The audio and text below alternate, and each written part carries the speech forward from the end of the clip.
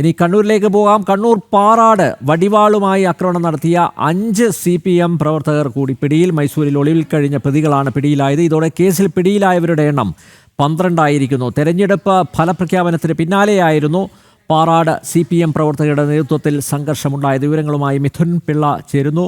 മിഥുൻ, അന്ന് വടിവാളുമായി ആക്രമിച്ചത് കേരളം മുഴുവൻ കണ്ടതാണ്. അതിൻ്റെ വീഡിയോകൾ പുറത്ത് വന്നതാണ്. നേരത്തെ തന്നെ ചില CPM പ്രവർത്തകരെ പോലീസ് അറസ്റ്റ് ചെയ്തിരുന്നു. ഇപ്പോഴിതാ 5 CPM പ്രവർത്തകർ കൂടി പോലീസിൻ്റെ പിടിയിലായിരിക്കുന്നു എന്നാണ് മനസ്സിലാക്കാൻ സാധിക്കുന്നത്. മിഥുൻ, മറ്റ് വിശദാംശങ്ങൾ.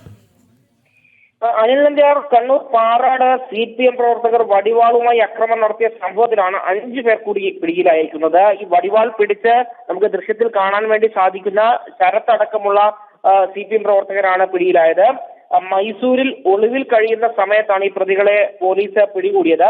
ഇതോടെ പിടിയിലായ CPM പ്രവർത്തകരുടെ എണ്ണം 12 ആയി. കഴിഞ്ഞ ദിവസം 7 CPM പ്രവർത്തകരെ ഈ അക്രമ സംഭവങ്ങളുടെ ഭാഗമായി പോലീസ് പിടികൂടിയിരുന്നു.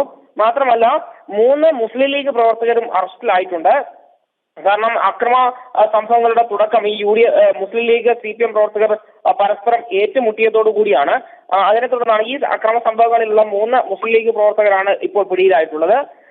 തെരഞ്ഞെടുപ്പ് ഫലപ്രഖ്യാപനത്തിന് പിന്നാലെയാണ് പാറാട് ആഹ്ലാദ പ്രകടനം നടക്കുന്നതിനിടെ പരസ്പരം CPM പ്രവർത്തകരും മുസ്ലിം ലീഗ് പ്രവർത്തകരും ഏറ്റുമുട്ടിയതും ഒടുവിൽ CPM പ്രവർത്തകർ വടിവാളുമായി വീടുകളിൽ കയറി ആക്രമണം നടത്തുകയും ചെയ്തത്.